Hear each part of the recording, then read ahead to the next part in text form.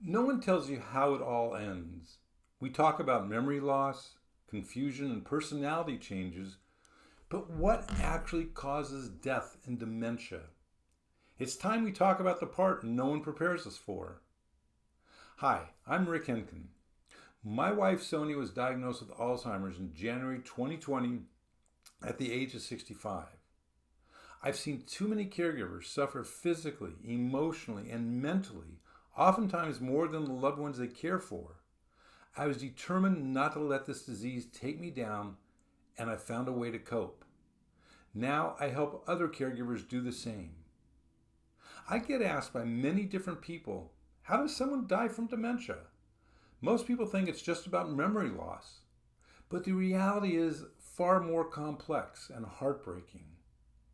This was a difficult video for me to create because while it hasn't hit home yet, I know it will.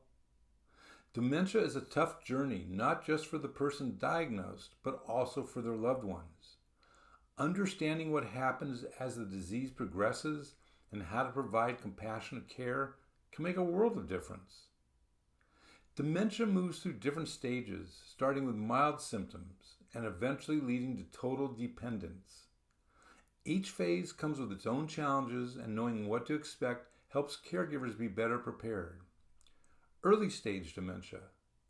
At this point, your loved one might seem mostly like themselves, but with some forgetfulness, losing track of time, struggling to find the right words, or misplacing things more often. They can still live independently, but small personality changes might start appearing. This is a good time to discuss future plans and make sure important legal and medical decisions are in place. Middle stage dementia. This is when things get more noticeable. Memory loss worsens and confusion sets in. Simple daily tasks like getting dressed or cooking become difficult. Your loved one may get frustrated, repeat themselves often, or even experience mood swings. Some people may wander or become agitated. Physically, their health starts to decline, making them more vulnerable to infections and falls. Then there's late stage dementia. In the final stage, your loved one may not recognize family members, struggle to speak, and lose the ability to walk or even swallow properly. They'll likely need full-time care. Their body becomes weaker, and the risk of infections, bed sores, and pneumonia increases. At this point, comfort and quality of life become the priority. Dementia itself isn't what causes death, it's the complications that come with it. The most common causes include aspiration pneumonia. As swallowing gets harder, food or liquids may go into the lungs instead of the stomach, leading to infections. This is what happened to my own mother when she had dementia. Sepsis, bed sores, and urinary tract infections can turn into dangerous infections. Malnutrition and dehydration. When eating and drinking become difficult, the body weakens. Immobility issues. Being bedridden increases the risk of blood clots, lung infections, and skin breakdown. Organ failure. As the brain loses control over bodily functions, vital organs begin to shut down. Allow me to digress for a moment. My mother had a healthcare directive that stated she did not want to be kept alive by any artificial means. No IV, just drugs to keep her comfortable. To me, her decision was an act of love because it spared my brother and me from having to make that painful choice ourselves. If you've ever had to make the difficult decision to put a pet to sleep, you know how heartbreaking it can be. Now imagine making that decision for your parent. Because of my mother's example, I immediately put the same directive in place for both Sonia and me to spare our kids that difficult decision if necessary. Okay, back to our subject.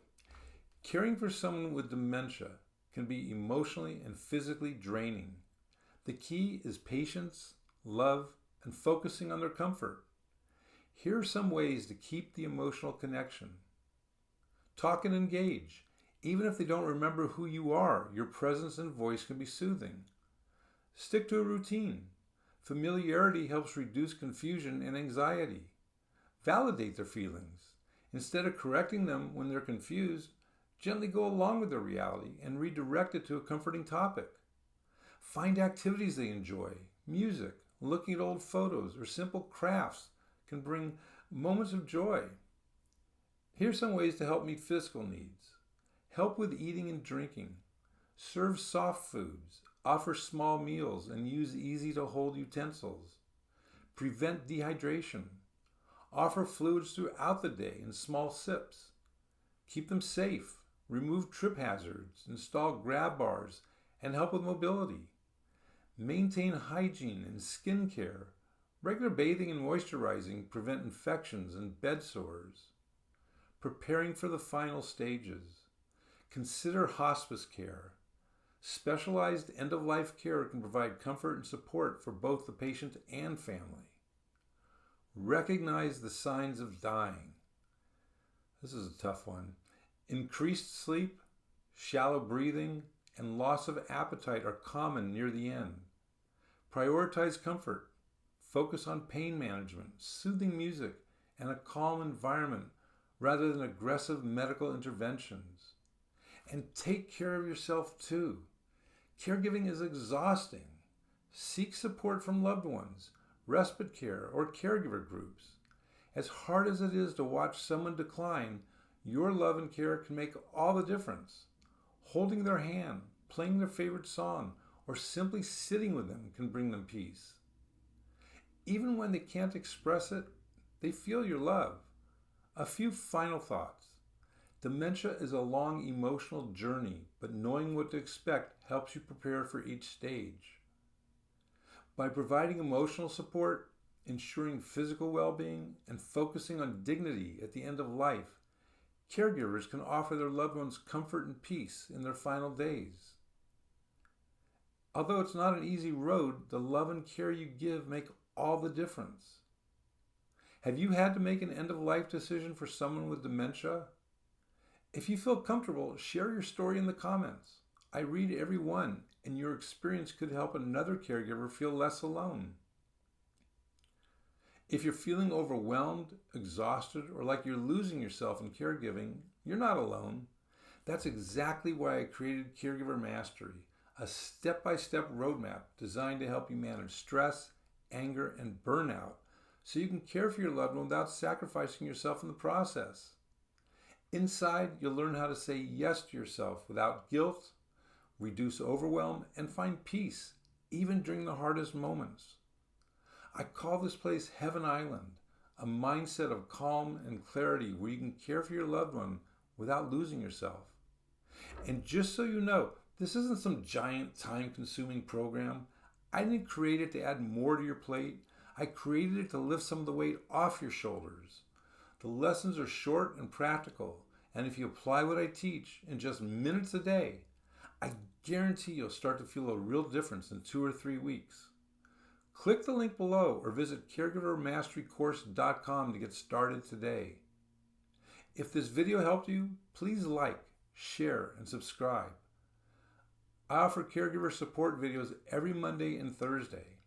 And if this message resonated with you, share it using the hashtag #CaregiverMastery so other caregivers can find the support they need too.